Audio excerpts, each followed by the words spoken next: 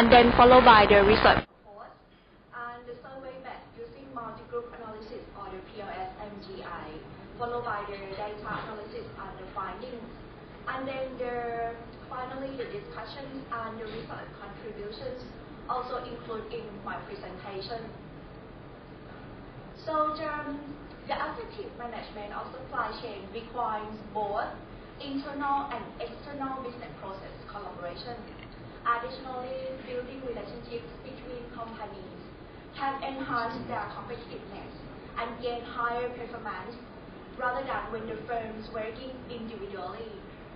The earlier step of our analysis has examined the relationship between business process management, supply chain collaboration, collaborative advantage, and the organizational performance. So this study is a step further, which is based on evidence suggesting that supply chain relationships are dependent on organizational, competitive, and relationship-specific attributes. Looking at our baseline model, the baseline model aims to identify the relationship between two themes, business process management and supply chain collaboration, and evaluates the benefits in terms of collaborative advantage and the organizational performance. So the hypothesis was tested empirically. The hypothesis was tested empirically based on the structural equation modeling, and the result has shown that there are positive relationships between business process management, supply chain collaboration, collaborative advantage, and the organizational performance. So this study is a step further, which we aim to examine whether our baseline relationships are moderated by the contextual factors, which there are 4 contextual factors that we are focused on, which is the firm size, industry type, closeness, and the relationship length. So for the next few slides, I'm going to explain a little bit more in the details of each contextual factor. So let's start at the firm side. It has documented that large firms usually provide allocated in terms of financial and resources to support the collaborative relationships. In contrast to the smaller firms, usually provide fewer in terms of financial and managerial resource to support their collaborative relationships. Additionally, the smaller firms may lack of skills and incapable to persuade supply chain partners to implement more in terms of collaboration.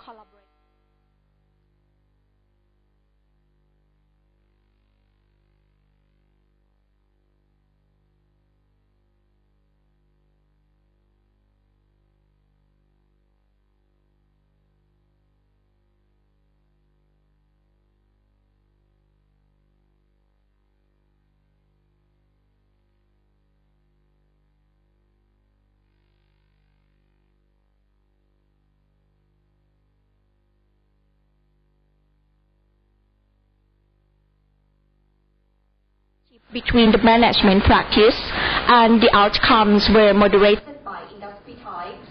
However, some of the previous research also identified that different industry types are similar in the way they collaborate with supply chain partners.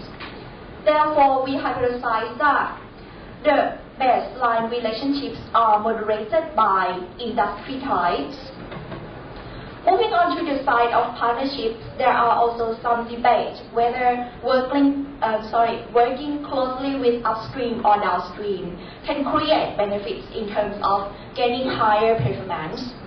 Some previous research has explained that close collaboration with suppliers helps to improve operational performance, but close collaboration with customers does not help to improve operational performance, but help only to gain better understanding about customer requirements. Therefore, we hypothesize that our baseline relationships are moderated by side of partnerships. The last contextual factor that we are focused on is the relationship length. The relationship length defined as an average duration of the collaborative relationships between a firm and supply chain partners, whether upstream or downstream. So some research has suggested that stronger relationships between partners lead to trust and the sharing of private knowledge over time. Additionally, another research has explained that the relationship between process alignment and competitive performance is stronger when the relationship length increases. Therefore, we hypothesize that our baseline relationships are moderated by the relationship length. Maintaining relationship between a firm and supply chain partners is vital to increase the competitiveness. Therefore, there is a lack of empirical research elaborating on the impact of contextual factors on the interrelationship between the competitive and performance linkages on both intra and inter-organizational level. So we aim to test these 4 contextual factors, whether they can be identified as moderating variables in our baseline model.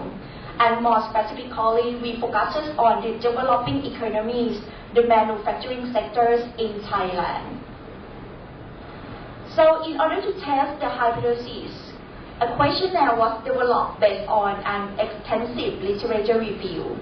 The questionnaire also includes questions regarding the company's demographic. For example, the size, the type of companies, the number of employees, and the type of ownership. So the questionnaire also includes questions regarding the collaborative relationship, whether a firm working closely with supplier or customer more, and also indicate the duration of the relationship, collaborative relationship. So after the questionnaire was developed, the pre-testing was undertaken in order to gain valuable insight in terms of presentation and wording, followed by the pilot study, and then the large-scale survey was launched. And finally, the survey yielded 204 usable replies, and this provides response rate of 14.97%. So after the data collection, the moderating effect was tested based on the assessing of the partial least square multi-group analysis, or the PLS-MGA. Firstly, the data was separated based on the subgroups, firm size, whether medium or large, industry type, electronics and motor vehicle industry, and the close-knit relationship with whether supplier or customer, and the relationship length, whether in short term, less than 1 to 5 years, or in long term, more than 5 to 20 years.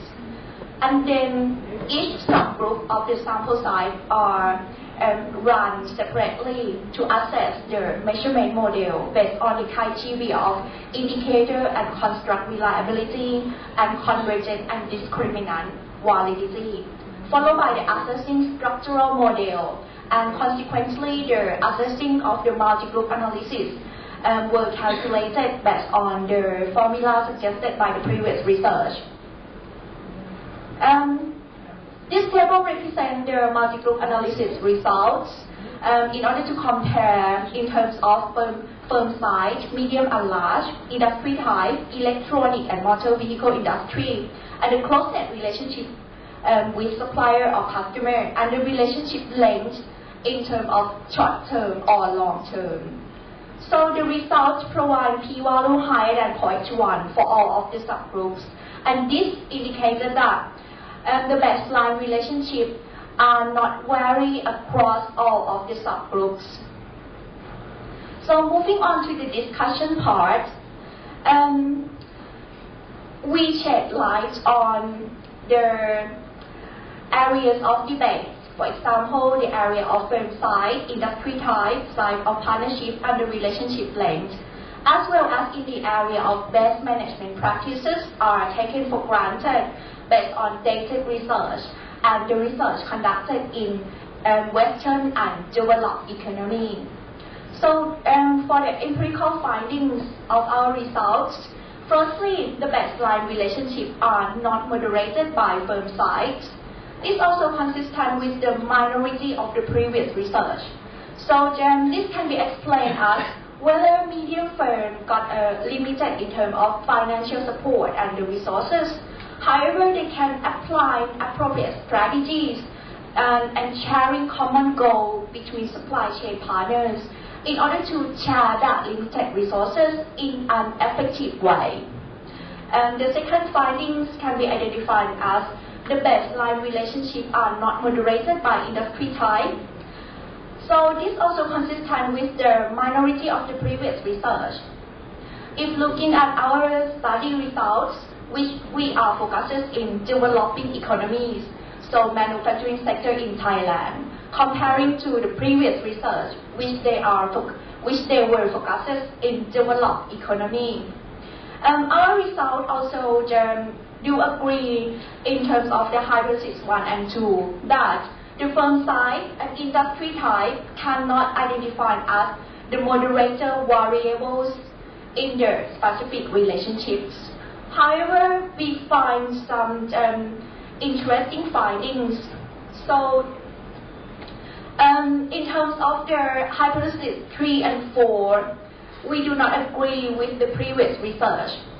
What we find is the baseline relationships are not moderated by the size of partnerships and also are not moderated by the relationship lengths.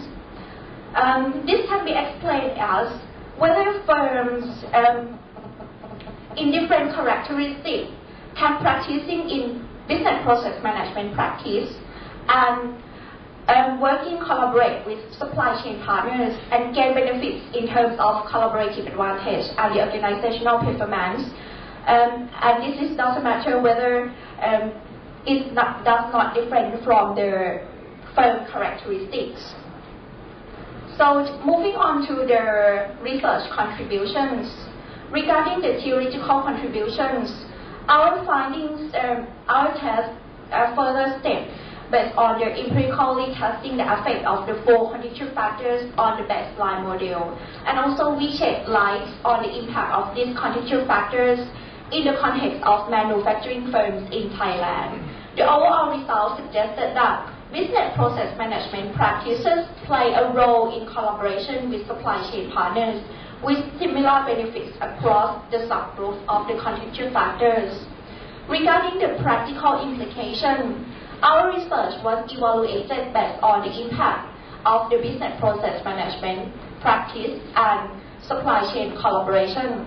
Therefore, managers should be better define specific actions relating to their business process management practice and improve the effectiveness of their relationship with supply chain partners. And consider the significant result of our research. The manager should be consider these 4 contextual factors as only having a minor impact on the specific relationships.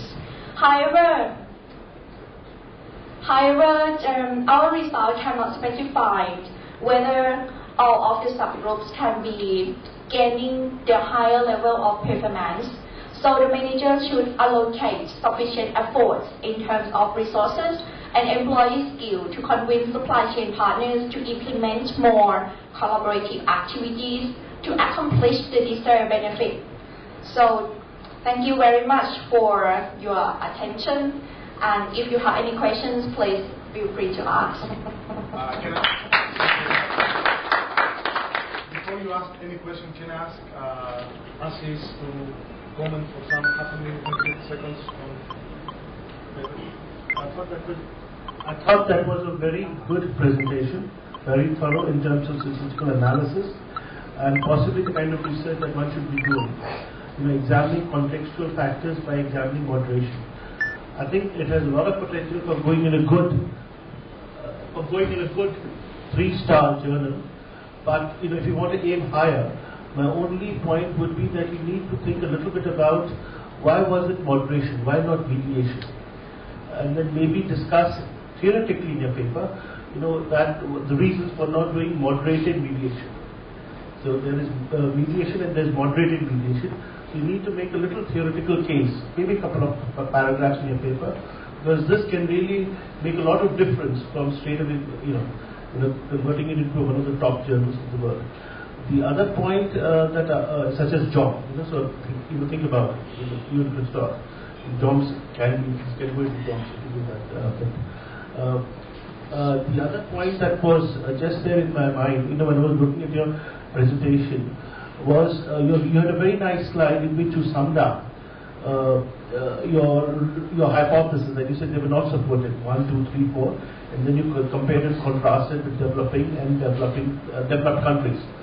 Perhaps your low sample size might have made a difference, because in some cases you were having sample sizes of 47 and 55, and I'm not sure when you were doing bootstrapping, what number did you use? Because there are two versions. One is that you use 500 for bootstrapping, and the second is that you use exactly the sample size. So I'm suspecting that PLS may not be that effective if you got sample sizes below 100. That is what they generally say. So that could be one reason why multi-group analysis findings may not have been supported. But I'm not, just an observation. I'm not an expert. It's difficult to argue because you have the 10 times rule in PLS and also by number of constructs. So, but it is also exploratory research. Thank you very much. And can we welcome one question, if there is any question? If I keep it short, just one question. No? The effect of contextual factors on collaboration is very interesting, but do you think there would also be an effect of the market conditions on collaboration emerging in supply chain partners?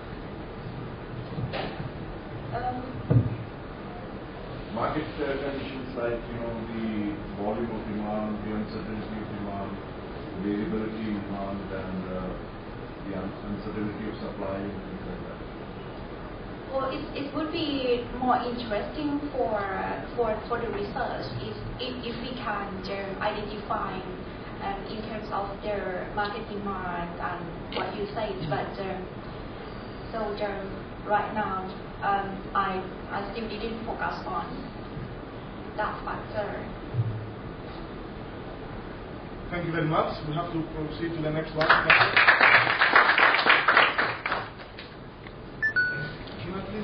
Invite, can you hear me? Yeah. Can I please invite the presenter for the paper, the potential of the Russian railways in China-Europe transit cargo transportation. Number 2 is not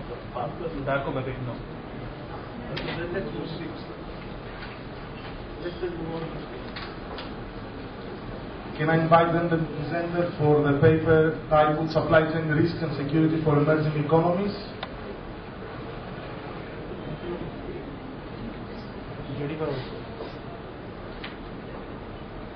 Which is Saurav Brajesh from JDA. Saurav Brajesh from JDA. Okay, can we then go on to paper number 4?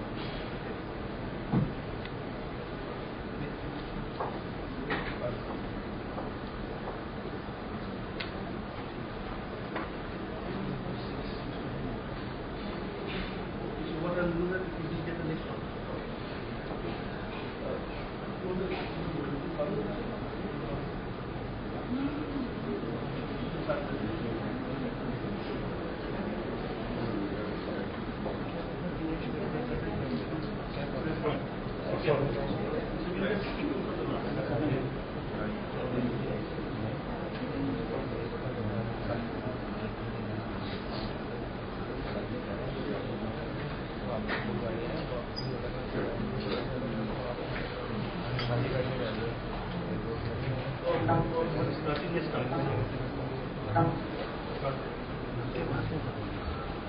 moving to paper 3, supply chain risk and security for emerging economies, different branches. आराम से ma'am आराम से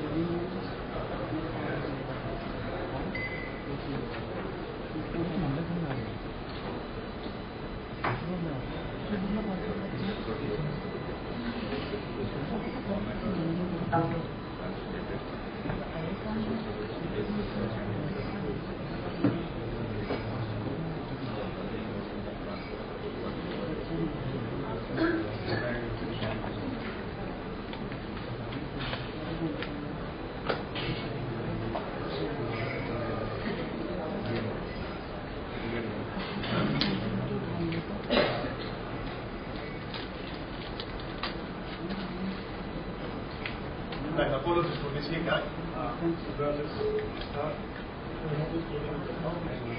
Please try to get the terms of shooting.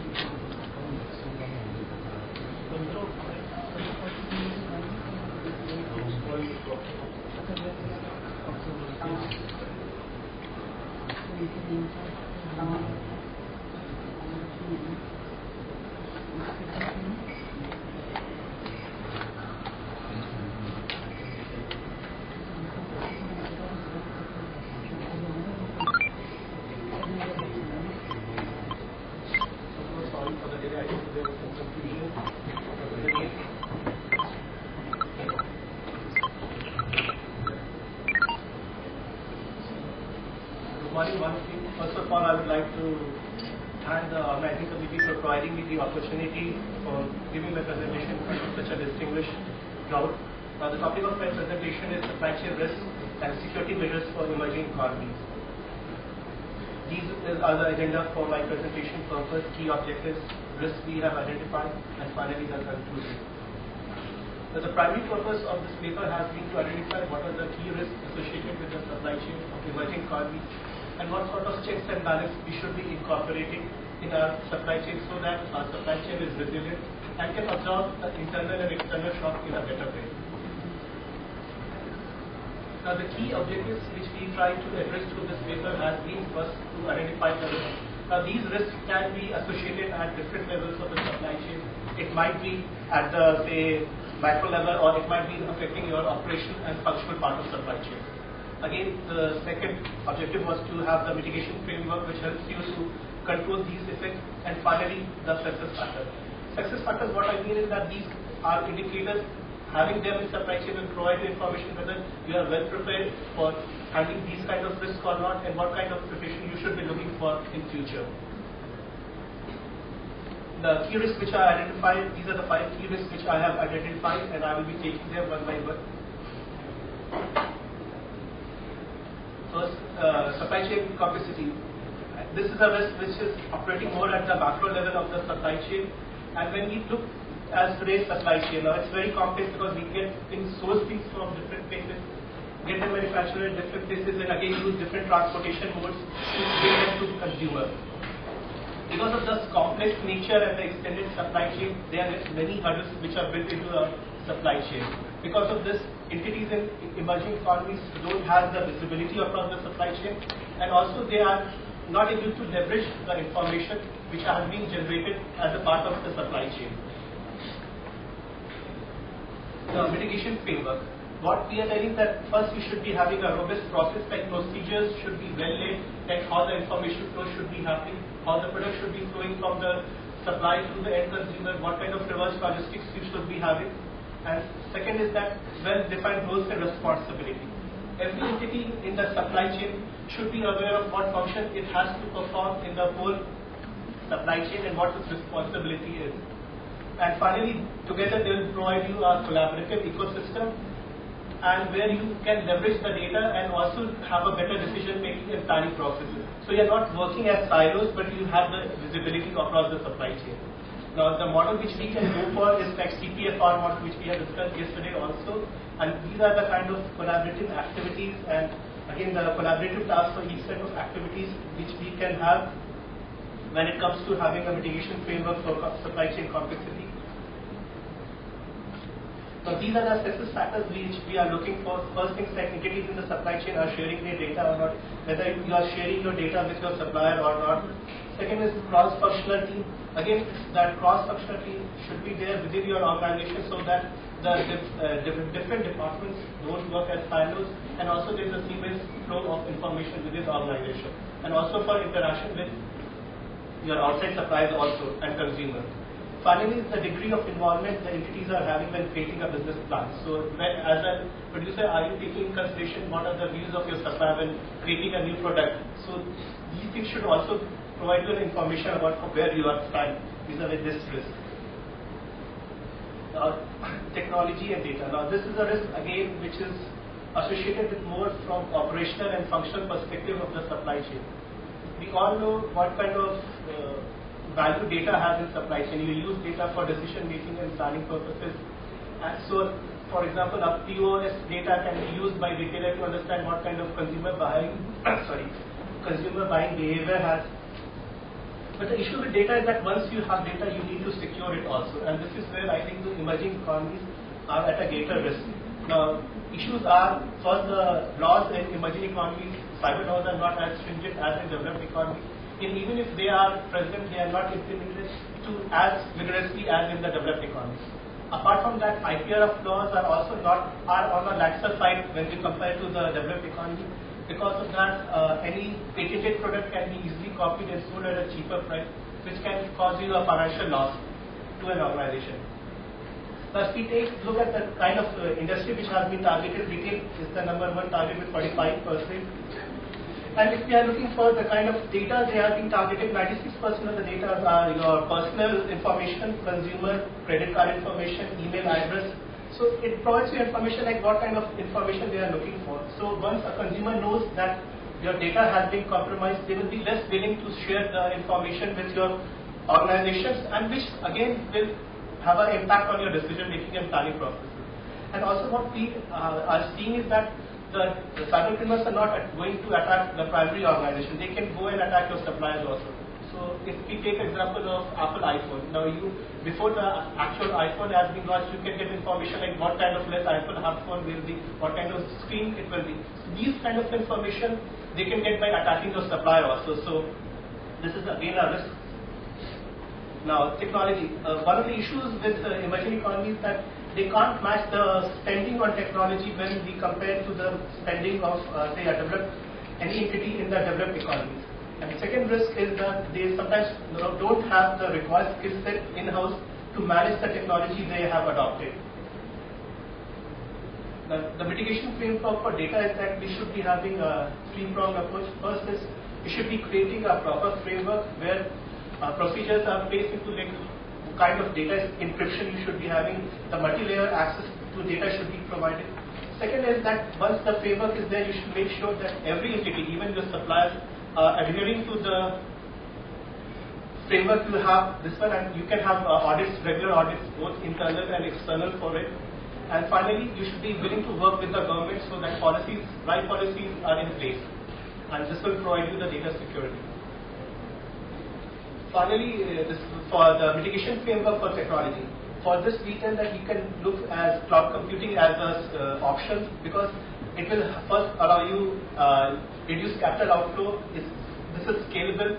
It is easily deployed. And finally, since the service provider will be managing most of the technology, so the requirement for having the right kind of skill set in-house is reduced to great extent. The kind of success factors which we are looking for is audited reports of data security setups. Then it's any data security breaches which were reported, whether you took any actions against this or not, tracking the supply chain disruption caused by IT related activities. And finally, tracking the costs of implementation if you are going for adopting a cloud computing model vis-a-vis the traditional software adoption model. Labor's cost focus. Now we all know how China has become factory of the world and most of the services are being moved to India and other emerging economies. And the primary driver for this has been the difference in the labor cost. But as we move forward, the labor wages in India are rising, or in emerging economies are rising at a faster rate when you compare with the developed world. Apart from that, labor cost is only one of the costs associated. You should be looking at the kind of currency fluctuation emerging economies have, kind of amount of money you will be spending on having the transportation, kind of taxes you will be paying. So these costs should also be taken into consideration. And according to a recent survey, getting things manufactured in US will become comparable to getting things manufactured in China, and this could happen as soon as 2013. Another issue apart from the cost is the labor issue, which is associated with emerging economies. So this is a graph which is presented by the United States Department of Commerce, and if you look at it, most of the emerging economies are categorized as a higher risk when it comes to labor issue. So this is also like, it can cause you financial loss also, and it can cause you reputational loss. And examples for this would be like Plaza building collapse, which happened in Bangladesh, and 1,000 people lost. And there was a consumer backlash for the Western clothing manufacturers, like how you are allowing to make people things in such a condition. Second is again the Apple and the Foxconn issue, where again number of suicide was reported in many of the journals in US, and again it got bad publicity for Apple. Now the framework what we are telling is that first thing you should be verifying the labor standard, and even if the labor laws are not as strict in those organizations, you should make sure that the labor standards are acceptable to you and are acceptable to your consumer. Second thing is you should be evaluating the labor content. When we are telling labor content like this, say your product requires extensive use of it, then it might make sense to have them in emerging economies. But if it can be automated to great extent, then it might move to a developed economy also. And finally, you should also consider on the cost, not base your decision primarily on the difference of labor cost. And finally, what we are telling that you should be having a holistic approach when you're making a decision. Now, the success factor for this one is like you should be tracking the labor wage and the productivity, so it will provide you information, the guidance where you are. Second is, these are the costs you should be tracking. Some of the costs examples are given. Labor content, benefit provides to the employee. Again, it gives you information whether the organizations in these economies are treating its employees well or not. Finally, one is injury rate or work-related fatalities like suicide risk, which again provides you some indications like what kind of working conditions the laborers have in these companies. Now when I try to tell just-in-time as a risk, I'm not trying to classify whole just-in-time principle as a risk, because we all know what kind of role just-in-time principles is playing in today's supply chain. What I am trying to tell is that few of the components of the just-in-time supply chain can add risk to your supply chain. And since emerging economy supply chain are at the more risk when it comes to number of disruptions, then these risks can be added to your supply chain. And the 2 points which we are looking at is reduction of number of suppliers and tendency to reduce the inventory. Again, it's always in order to drive down cost, inventory is the first thing you will always go after. But again, it provides you certain kind of flexibility and gives you certain kind of error, so that even something you miss, you are able to absorb those things. Now again, this is few of the examples like Chapman House report that Britain could only withstand a week of disruption because it's over-reliance on just-in-time. General Motors has to close this plant for a week because of bad components, and again Honda and Toyota, which were one of the pioneers of just-in-time philosophy, had to cut their production in India. Now mitigation framework is like you need to diversify your supply base. Not telling that you should go back to the olden days of having multiple suppliers, but you should not be over-dependent on a single supplier. Second thing is that you should be exploring the possibility of having a supplier near your production facilities, kind of clustering which we were talking yesterday, so that the transportation risk associated with transportation can be reduced to a certain extent. Finally, you should move away from inventory reduction and move towards more of inventory stabilization. Success factor for this one would be the number of suppliers and dependence on each resources, inventory level, and again finally tracking the financial implication of disruption, and again just checking it whether the financial implication was more compared to the saving made by having a certain kind of inventory. So this will provide you an idea whether you need to take any corrective action or not. Finally, is the last is the new measurement metrics. As we told that now the supply chain is not measured only on the cost and efficiency, it's also measured on base of sustainability, both environment and social. And this is where the emerging economies will at a greater risk because they are not very inventory friendly at that moment, and also that social awareness is lacking. And once they start investing in technology and in socially, they will be the product will become costly and they will not be as competitive in international market. Finally, the mitigation framework which they should be having, that they should align their business objective with environment and social objectives, invest in environment-friendly technology, invest in CSR, have a proper governance model where there is transparency, responsiveness, and there is no discrimination. Yeah, and these are the success factors they should be looking at: the carbon footprint, CRC initiative, percentage of entities audited for human rights, measure taken to reduce all of this. And finally, the conclusion. What we are telling is that as we grow, the supply chain will be becoming more and more strategic in nature, because this is one of the levers which will help you to differentiate from your competition and help you to serve the consumers in a better way. Second thing is that you should, since the supply chain will be becoming more complex and extended, you should be having a supply chain which is more resilient, which can absorb the kind of disruption we can be expecting in future. And finally, is that we should be watch out for other sources of this which we are not covered as a part of this paper. These can be terrorism, political stability, also taxes, things like that.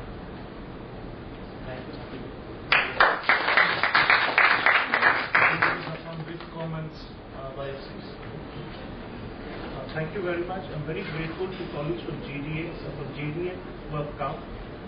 I think it's a very important presentation that you've done.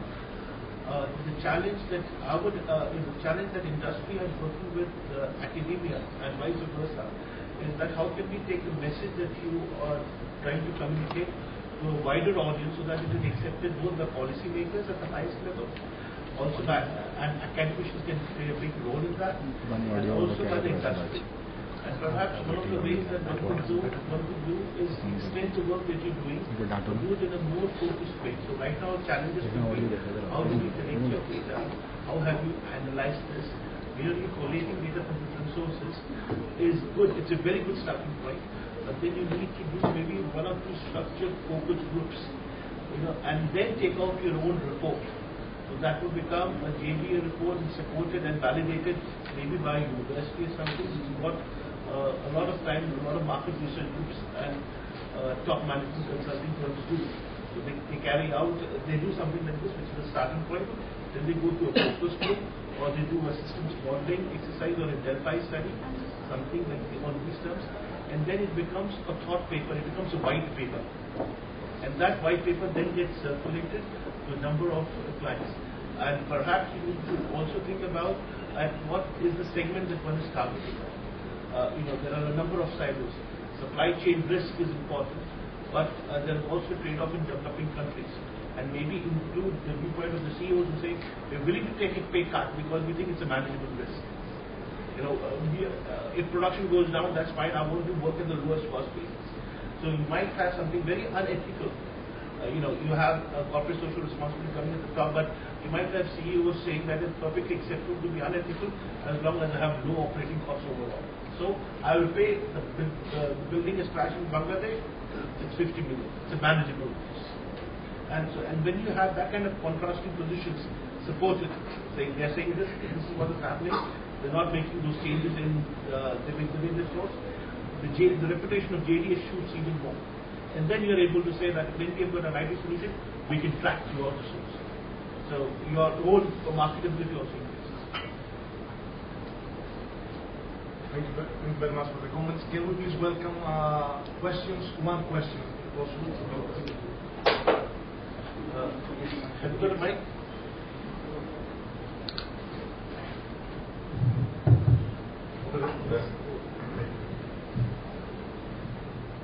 Good morning. On behalf of well. The only issue maybe since these factors have not been tested here, they are into exploration phase. Like you took success factors, I'm really apprehensive they could be measured quantitatively. No, I mean level of engagement. I mean it's difficult. We talk of labor standards. We haven't managed any benchmarking yet. Moreover, one more issue that I could see success factor and risk factors are, I mean, if we do more testing, they could get interchanged as well. I mean, JIT at a point of time can be taken as a success factor as well if we implement it properly. So I guess you have done good exploration. Some more testing is required so that we can really be assured these are these risk factors and these are the success factors which can be lead to. I mean, that's simple observation. Yeah. Point well taken. That's what I have classified them as a success factor. Otherwise, I would have gone ahead and classified them as a performance metrics you should be having, because you could go ahead and measure those. So that's why the next step could be that you build upon them and know how you can be quantified, and then you can have this as a more of a matrix, not as a factor. That is what you can do. Thank you very much. All the presenters will be available at the tea break, obviously, for more questions. Can we move in the interest of time to the next paper?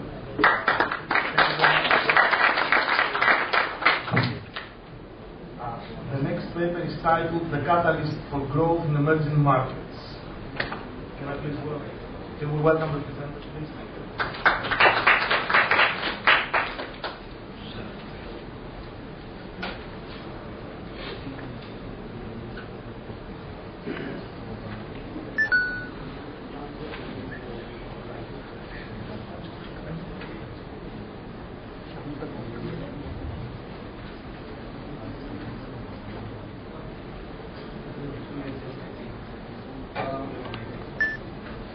Hello everyone, a very good morning to all.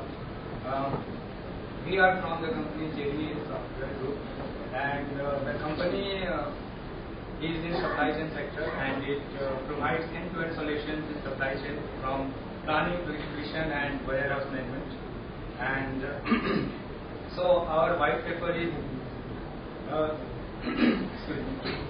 supply chain, the catalyst for growth in emerging markets. Before starting our presentation, I would like to give you a brief introduction about ourselves. My name is Brijesh Kumar, and I am associated with JD Software since last 1.5 years. I am working there as a business analyst, and with me, Mr.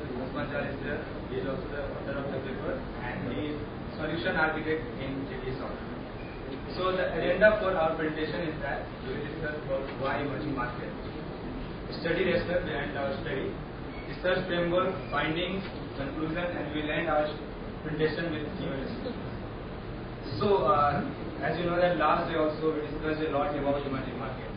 We got many ideas, like Mr. Kohli has given completely different definitions of emerging markets about product and other things.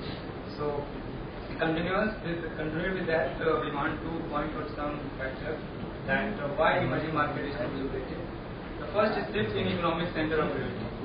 Mr. Danny Colby is a professor in London School of Economics. He presented a paper, and he pointed out that how economic center of gravity is shifting. In 1980, you can see that when the economic power were US and UK, at that time the economic center of gravity was in Atlantic. But in 2008, it moved towards Cairo, and the projection, the red line, you can see that its projection showing that as emerging market is performing very good, so it will shift towards between India and China. But these things never happen in one day, and other regions are like changing trade economics. Yesterday, Mr. Harry pointed out that China is growing very fast. They are improving their capabilities, and earlier US was the largest trading partner for India and Brazil, but now China has taken their place, and this also brings a slow and steady growth rate for India and other big nations. Like according to the Gartner's report, that in 2010 the growth rate was 4.4% for emerging nations, while US has 2.2%, and European nations growth rate contracted by 0.2%. These all were past. What about future of this emerging market? So Gartner has presented a paper in 2012 that in 2025, the annual consumption for people in emerging market will reach to $30 trillion, which is which we can claim that it's the biggest opportunity in the emerging market and in the history of capitalism. It's also the resurgence of emerging markets. Logility has presented a paper in 2012 that emerging nations logistic index 2013, and it shows that the markets are growing very fast, and there are many factors which are coming in emerging markets, and this will help the other companies to enter in the market. And the last we point out that what goes down will go up. We know that in economic cycle a lot of sometimes financial crises happen and economic downturns happen. Countries are recovering, but how fast? This is the question in that segment. Emerging nations are performing better than developed nations, and obviously they are leading the market. So the study rationale behind our presentation is that we want to provide a high-level view of emerging market business landscape, and we want to map important pitfalls, roadblocks, and obstacles. We also try to find out the key game-changing factors which can help companies in the emerging potential to grow faster. And we also try to find out the current trends and future demands. So we have a lot of data. We went through different sites and we collected data like from World Bank, International Monetary Fund, and we collected this data from literature, media reports, annual reports. We went through the annual report of different companies and tried to collect this data, and we analyzed it, and we came up with the following challenges which are present in developing countries. So first one is regulatory framework or tax requirement. We know that even yesterday also many people discussed that regulatory framework is very important. Government is not supporting. Somewhere there are problems in regulatory framework making, and trade economics. These are problems. Demand is fragmented in rural area environment. Demand is completely different. Companies are not able to find proper data in this market that how they should enter. Other point is that cost versus services. We know that in developed nations where consumers want better services, exceptional innovation, and they want their products at whenever they want. But in emerging markets, cost is important factor. Price, consumers are very price sensitive, and they can wait for 1 or 2 months if they are looking for a product which can be at lower range. So these are also issues. Then firstly, underserved in we know that in developing nations, infrastructure is not up to the mark. Communication system is lagging behind. So these are the sectors where companies can think that they want to enter, but proper functional activity is not there. Supply chain process is not mature. Companies have we know that we discussed last day that some of the industry have provided information that there is market, there are potentials and there are consumer upside, but the only thing is that supply chain is not proper. So maturity level is not still reached, and lack a strategy or the operational capabilities. Accenture did a survey and they took the survey from 600 senior executives from across the country, and 40% executive mentioned that they don't have any plan to enter the market, and around more than 50% pointed out that they have to rethink how to enter the market. So these are the challenges. So on the basis of challenges, we did some analysis. Like ease of doing business in big nations, we have taken major issues and we tried to quantify it in the terms of numbers. You can see that we have given different numbers, and 5 is like highly favorable and 1 is disfavorable, and we got that Russia has more ease of doing business than other big nations. and this leads us to get the data from what actual companies are doing who have their business in emerging markets. So these are the companies, and we try to find out 2 or 3 major issues from their CXO level discussion, and we can see that the problems are still same, like managing change and global business, globalization and financial issues. So somehow we can correlate that challenges which we discussed and what companies are facing are same. So after the analysis, we try to conclude it with some points that what are the important things which companies should do. So first is that multiple supply chain building. We know that in emerging markets, consumers demand are variant. There is a variance in demand from consumer side. Last day, as some delegate discussed, that Tata launched their products Swachh. So, like in India, where the electricity is a big problem and drinking water is also a problem, so Swachh is selling that kind of consumer segment. And they are so they are meeting the need of that kind of consumer which want a specific products. So demand is very different here, and companies should understand one single supply chain will not work here.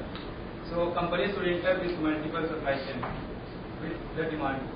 Then rapid changes require flexibility. We know that in emerging markets where political scenario is not stable, tax requirement, tax rules are completely sometimes changes from very high to low, and so in that environment, what companies can do that they need flexible supply chain. Whenever there is any changes, they should be ready with their supply chain where they can fit their requirements. Then other point is that integrated versus dynamic. We know that companies should be flexible, but how flexible is the question. So they should be dynamic, but at the level where they should not incur more cost or time. So the company have to be dynamic in this market. Then better demand planning and segmentation. Companies have to understand the market segment. They have to understand the potential customers, how they can differentiate customers' demand, and according to that, their demand planning should be there. I want to quote one example that here, this is an electronic company. They launched one washing machine in China which can wash clothes, peanuts, potatoes, but in India it will not be accepted because people will not prefer to wash their potatoes or vegetables in washing machine. So market segment is very important. And the last point is that planning in continuity. If a company wants to enter the market and try to tap the maximum opportunity from that market, they have to be there for a longer time. The process should be continuous, and they have to understand market for a long term, and definitely it will bring some good results for the company. So we would like to end our presentation with a quotation from Mark Stanford with New York Times best-selling author. Your success in life isn't based on your ability to simply change. It is based on your ability to change faster than your competition, customers, and business. Thank you. Thank you very much. Can we have a brief comment, please?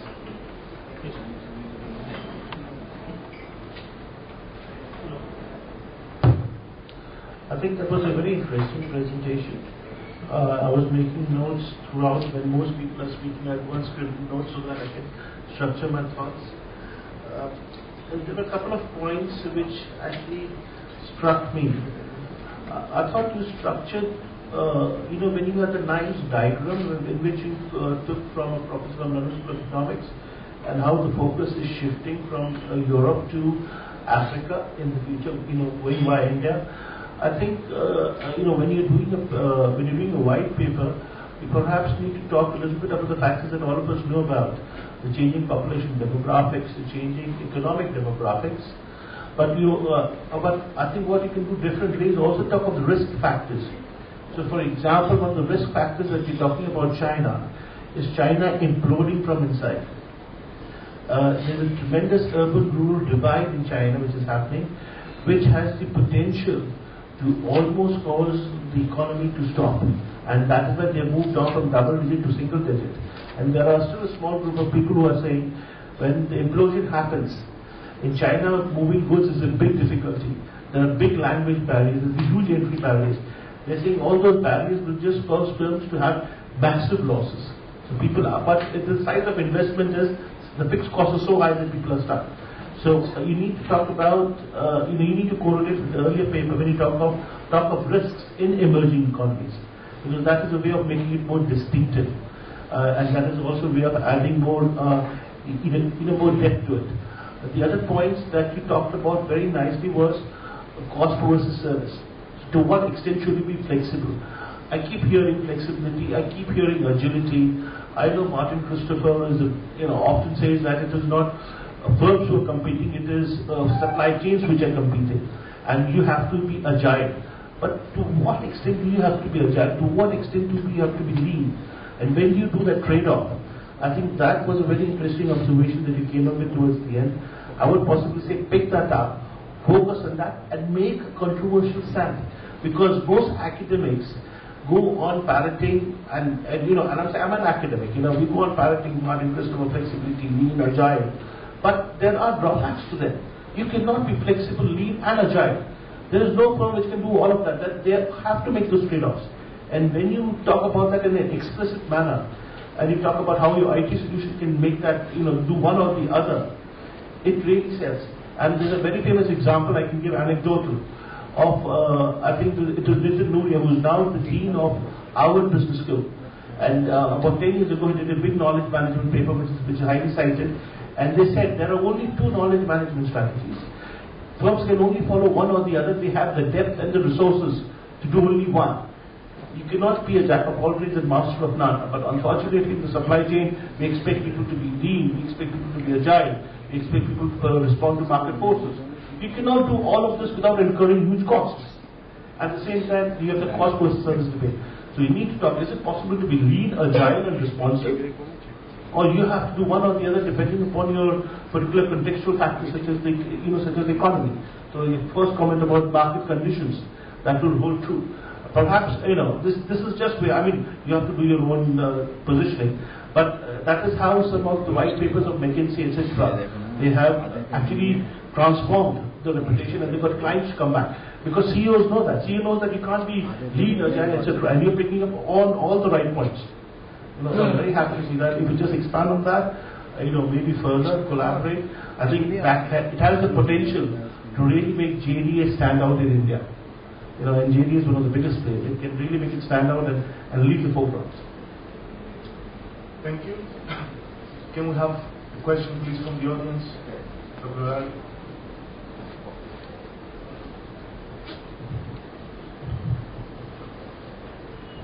Thank you very much for an interesting presentation. I'm just picking up on some of the points from Ashish discussing. One thing that was particularly interesting was your comments about cost versus service. And it reflects as well, I think it was Mr. Coley yesterday that said maybe we can go back to Henry Ford and learn a little bit from the Black Model T Ford. Still on? Yeah. Yes. The Black Model T Ford. So I'm wondering, is the research done in India about which product categories lend themselves towards more standard products and which product categories lend themselves towards more differentiation and customization from a demand point of view?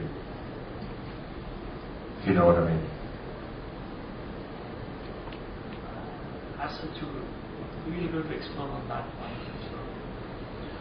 Yeah. I think when they presented their paper, I'll just shout it out like that. I think when they presented the paper, I think they mentioned a high-level overview.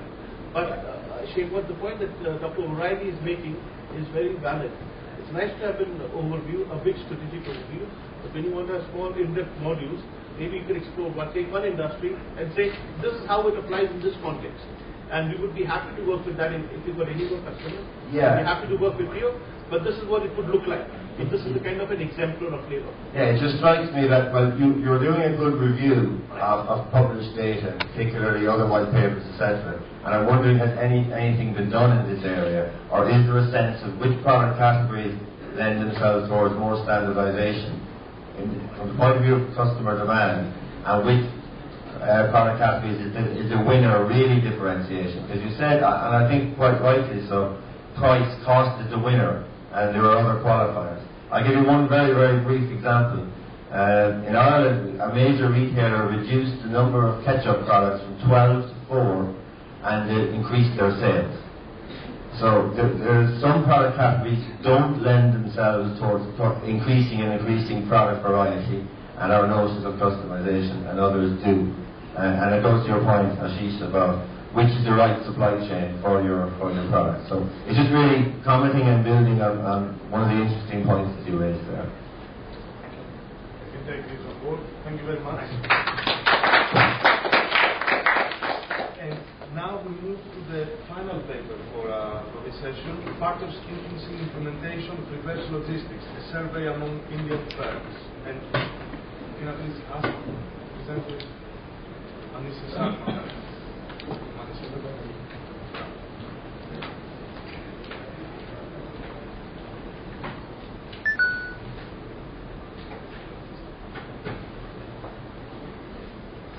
Morning, all present over here. Well, I'm a teacher by nature, by profession, by heart. My lecture are generally 1 hour 15 minutes. So once I start speaking, it takes 1 hour 15 minutes to stop me actually. But I guess the only motivation for me to wind up in 15 minutes is the tea break waiting outside. So let's see. Okay. So I'll talk about factors influencing implementation of reverse logistics, a survey among Indian firms. The paper has been jointly authored by Dr. Ashish Reddy and myself, Manisha Sharma. I'm representing Gautam Buddha University, Greater Noida and NCR. Okay. My flow of presentation will go like this. I'll start, I'll talk little about reverse logistic practices and drivers of RL. We'll touch upon literature review, extensive literature review we have done, but it's not possible to cover all. And of course, there's the research gap which motivated us to take up this paper, and variables that we have constructed for research, and of course, the analysis part of it. Okay. Since I'm interacting with an informed audience, so we'll certainly not talk about what logistics or reverse logistics is, but as Mr. Harry Lagarde said yesterday, if supply chain is the strategy, reverse logistics is actually the execution of that strategy. If execution is not done, then the entire strategy fails at the outset of it. Okay, reverse logistics is the reverse flow. I mean, it starts from the point of actually consumption to the point of origin. It's basically related to the return of the products, which has actually become higher with the advent of e-retailing. Okay. This is interesting. I would like to quote it. See what I did during my data collection. I actually visited a few of. See, my analysis is in automobile industry, so I visited few of the managers, supply chain managers, logistics managers. So we talked. I mean, what is there in India? Reverse logistics practices are there, but they have not been formulated. They are doing it, but they are not thinking that it could be a competitive advantage as well. I mean, when we were talking about cost reduction, they were shocked to the core. They think in India it is taken as a cost-consuming activity, because they feel if we span on reverse logistics, it will increase our cost. When we talked about, no, if it is done properly, it is processed, it is implemented, it can actually lead to cost reduction. That was interesting, and this really, motivated them to support me in my data collection. They in fact ended up saying, Manisha, to share your research implications with us. We want to see how it helps in cost reduction eventually. So one competitive advantage we could discuss with our industry friends, it may enable cost reduction. Then of course customer satisfaction is there. If a return process is smooth, quick, it will certainly lead to customer satisfaction. And then of course quality management, quality can be enhanced by a smooth and quick return process. Okay. We'll take a brief about current figures on RR adoption. 60% of the companies feel it is really important, but companies also realize the fact they are not very satisfied with the current practices they are having in their companies. So this is where we felt there is a scope, there is a room of improvement in reverse logistic practices we could touch upon. Okay. Yeah, drivers of RL. As I just talked about, Mr. Hari Lagarde also said because of this e-retailing bubble, new marketing and distribution channels have emerged, basically the direct channel. You can directly get your product from there, and of course, since you directly are getting it through direct channel, there is a higher rate of increase in the return of the products. So if marketing channels are not supporting the quick execution, the quick return of the product, it may certainly lead to customer dissatisfaction. Globalization, of course, because of globalization, you have variety of products in front of you.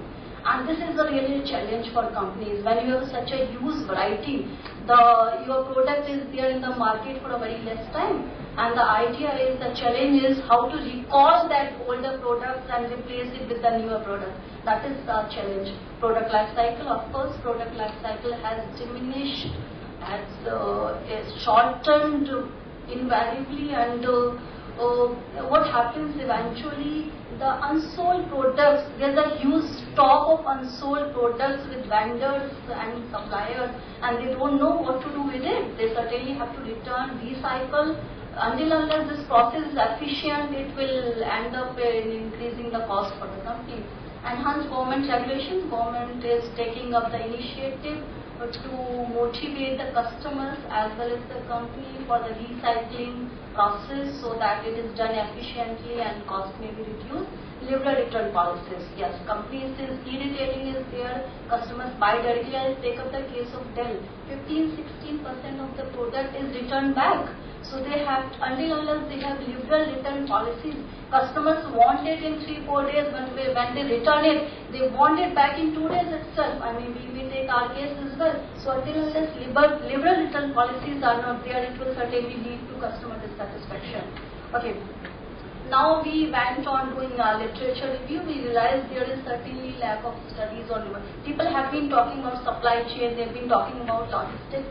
Reverse logistics is one area which has not been seen exploratory by the researchers and the academicians and the industry people also. So this is where we could think we could do some empirical data investigation to further touch upon. In fact, in Asia, it is really, I mean, when we talk about Asia being the world's largest manufacturing base, so we realize cheap labor is there, so we realize there's huge scope of enhancing reverse logistics practice in India. It's there, but most of part is being covered by Singapore and Hong Kong. So this is where we realize, could we see the impact in India also? So that was the reason we took India, although I've taken NCR only my sample reason, but that's how motivated us to take India as our sample. Okay. As we said, there is people have started talking about reverse logistics, but not much research, formulated research has been done in this area. As I said, people still see it as a cost-consuming activity. I mean, we have to realize if executed properly, it may certainly lead to cost reduction. So this is where we felt there's a gap in the body of knowledge currently. So we tried to pick up the drivers, enablers of reverse logistics practices, try to see whether it leads to reverse logistics performance. Okay. So the enablers that we have taken is, one is resource commitment. Commitment is basically taken as the collection of tangible as intangible assets of the company. So we felt if resources are utilized fully, it may certainly lead to quickening the process of reverse logistics. So we went on developing our hypothesis that research commitment to reverse logistics is positively related to reverse logistics performance. Next that we could took up is the relationship commitment.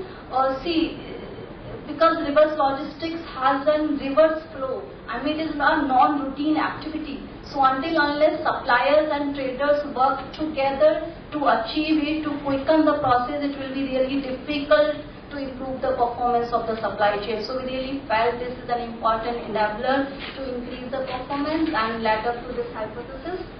And information technology. See, IT support is needed. When you want to quicken your reverse logistics, when you want to quicken the process, you want to reduce the cost, network support is needed, IT support is needed.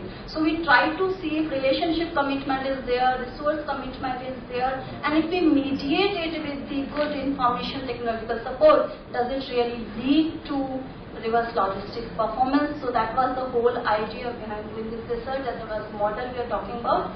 Reverse logistics performance, we have tried to take the holistic view. We have touched upon operational performance, we have touched upon environmental performance, because when we talk of logistics, environment is really we need to take care of, and of course the financial performance as well. So this is the model I'll be talking about. This is the model I have tried to test. I have taken resource commitment and relationship commitment as the independent variables. I have tried to mediate it by the IT capability and try to see whether it actually leads to reverse logistics performance, improvement in the reverse logistics performance or not. A brief discussion about the research design. We have done the study in NCR, Delhi NCR. Of course, it can be extended further, but few of the mails I got from other regions also. And sample size as of now is 121, which is fair enough to run the PLS that we have done. We have taken care of the 10 times of the rule of the sample size, and PLS. Smart PLS2 we have used for the data analysis. Okay. So basically we have tried to find out the interrelationship between the enablers, resource commitment, relationship commitment, the mediating variable that is IT capability, and try to see whether it leads to improvement of reverse logistics performance. Okay. So the initial finding is outer loadings are all more than 0.5, so which meets the criteria of having it as minimum 0.5. So we thought the model this is fit enough, and try to see the reliability also. The composite reliability each is having 0.7, chromic alpha also increased 0.7, AB is also more than 0.5. So we thought the model is reliable enough to do further analysis. Okay. Now, this is the analysis we started with. Okay, these are the goodness of fit measures, which should vary between 0 and 1. So if we could see this resource commitment to IT capabilities 0.2, which is more than at least 0, so this is marginally satisfactory. But when we see relationship commitment to RL performance, to our surprise, it did not come out to be significant. The value is less than 0. But IT capability, the value is really huge. It means it really enhances the reverse logistics performance. We also try to do bootstrapping with it just to see whether it supports our previous analysis. So again, the research supported that relationship commitment does not turn out to be a significant indicator of reverse logistics performance, which is not there in West. And resource commitment is marginally significant as an indicator to IT capability, and further it enhances reverse logistics performance. So the point, and if I could brief up it like this also, resource commitment is not, and as an individual, is not an important indicator to reverse logistics performance, but when it is mediated by IT capability, it increases the performance of reverse logistics. Relationship commitment somehow did not turn out to be a strong even an indicator of the reverse logistics performance. That is the area of concern. That is actually the area of concern. I mean, in India, we'll try to explore more the reason behind it, but in India, what we see as of now, trust and commitment between the trading partners is not very high. I mean, when we ask the question also, we realize they generally don't share the information. Communication is not quick. The trust has not been developed. In India, we do not work in long-term relationship with our partners. So we do change our partners in 3 years of span, 5 years of span. So somewhere it has not been able to motivate its it has not been able to increase the reverse logistics performance. So I think that this finding will really help the companies, industries to think upon what actually has gone wrong with the trading partners so that reverse logistics performance is not coming out to be positive. So that was one area. These are the findings I've already discussed. Resource commitment is not significant as individual, but certainly when it gets mediated by IT, it leads to performance. And yes, the concern remains the relationship commitment. So we really need to work further on the reasons, finding out why it is not there. Okay. Originality, yes, it has, this kind of study has not been done in India yet. I have taken the research papers up to December, all the till 2013. So we thought if we could do some empirical study on this, this will certainly help the practitioners, academicians, and industry people. And practical implication, as I said, companies were really willing, they wanted to talk to me after we are done with the study, they wanted to know the findings of the study. So if we could actually share the study findings with them, it may certainly lead to improve the performance of reverse logistics. Thank you all for being the patient audience. That's all from my side. Thank you.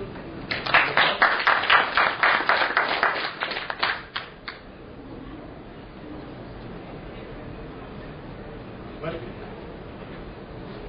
I think it's an interesting paper actually considering the different regulatory and cultural frameworks compared to studies that have taken place in Western Europe. Can I please ask also if there is anybody from the audience who would like to ask a question? Yes, please. Yeah, I was just interested to see your it was really fascinating to see that you approached the solution of that model with PLS2.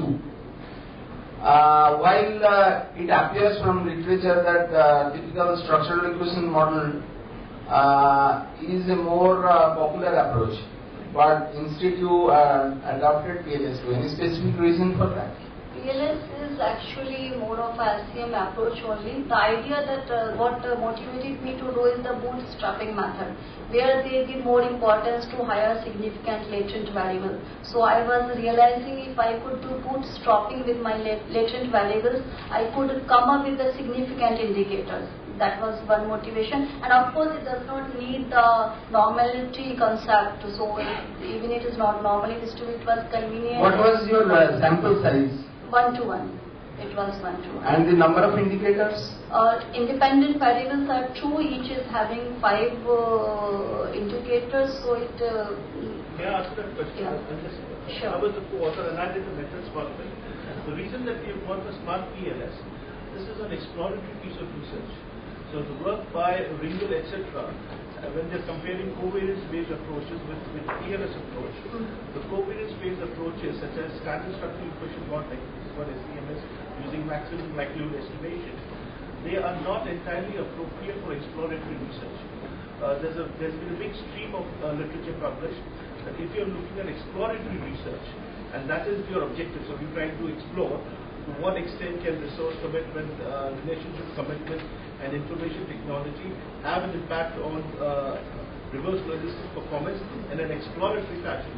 So that was the theoretical reasons why we went for partial least squares approach towards structural equation modeling. The second point was, generally speaking, if you want to use the covariance-based approach using maximum likelihood, i.e. standard structural equation modeling, the minimum sample size that you have to look at is 200 plus. Yeah. And that is more or less. And that is why I asked about the number of indicators. I mean, the typical relationship is the number of indicators into around 15. At the same time, the sample size cannot be less than 200.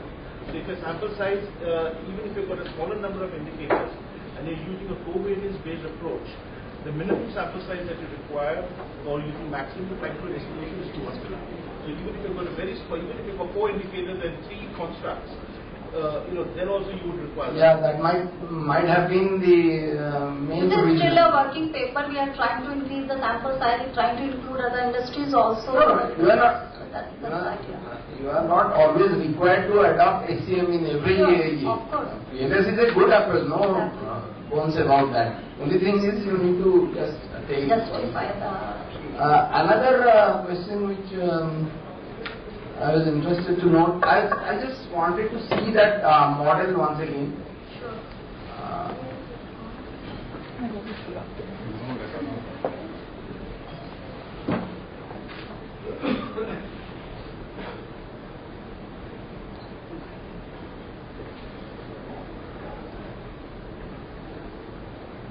Yeah. You want to see the indicators or you want to see the big map? The estimates. Go down. I think the next slide will contain the estimates. Yeah, this one. Yeah. So apparently there are 4 latent variables here. Okay. There are 4 variables, but we would say that 2 of them are pure endogenous, and we would say that these are pure independent variables, and this is becoming a dependent variable. So that is an endogenous variable, where we are. In fact, the other one is also an endogenous variable, if not pure. Not pure. So this was the concept that do we talk of mediation, do we talk of moderation, do we talk of moderated mediation, and that debate is still going on. So, in this paper we have not yet firmed up whether is it moderation, is it mediation, is it moderated mediation. Can you comment on what should be this inter-factor correlation? Yes. Normally we don't expect a high correlation between 2 factors, because that is what the factor concept is. Normally the inter-factor correlations has to be less than 0.7, and anything more than 0.7 leads you to multicollinearity. But in this case we test for multicollinearity and there will no further reports. We will be more than happy to share the findings with you. If you give us any emails, we will be more than happy to email you the paper with the full loadings and the Variables are totally independent of each other. Multicollinearity issue. This is not there. Thank you. Okay. Thank you very much. Thank you very I'm much. getting actually significant notes from that side that we have to stop here and move to the coffee break, which will give a great opportunity, obviously, to discuss further with the presenters. We have the 4 papers that cover actually a range of topics. We talk about risks, growth, reverse logistics, and collaboration in developing emerging markets, and a lot of questions that I have as well, actually, to some of the presenters. So this will bring us to the final stage of the session. Yes, thank you, sir. Thank you all for this real learning session as we learned about emerging markets and reverse logistics, the collaborative advantages of SCM and the risk and securities. Thank you all. I request Dr. Braziotis to kindly honor Ms. Jia Pond from UK with a token of appreciation. Kindly honor.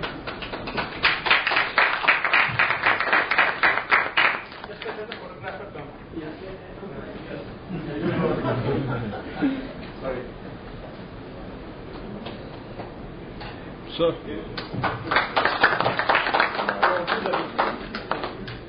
I request sir to kindly honor Mr. Vikas Panchal and Mr. Brijesh Kumar from JD's office.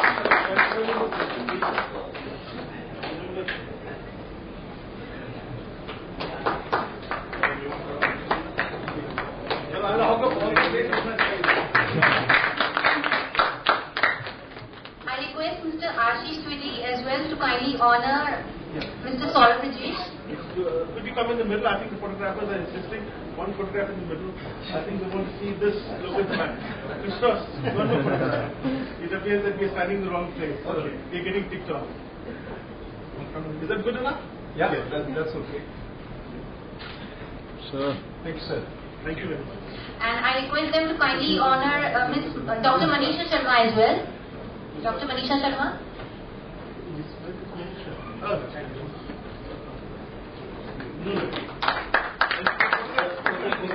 come to the photograph.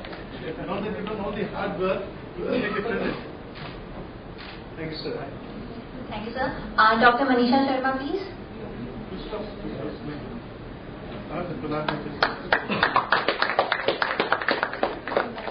Thank you. Thank you. Thank you, ma'am. Thank you, sir. I request Dr. Abharishi and Dr. Eugene Rubin to kindly honor our guest of honor, Dr. Braziotis. Dr. Abharishi and Dr. Eugene Rubin.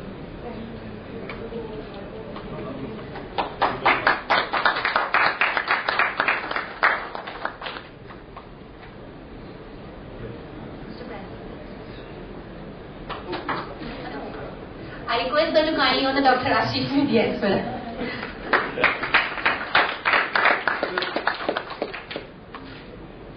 Thank you, sir. Thank you very much. Thank you very much. Thank you all. Thank you, sir. Thank you, ma'am. It was really indeed a mutually enriching discussion. We are thankful to all our guests for giving us their precious time. And let's now here's looking forward to a bigger, better future in supply chain and of course reverse logistics. Thank you all. Thank you very much. And I request the delegates to kindly proceed for the tea. Thank you.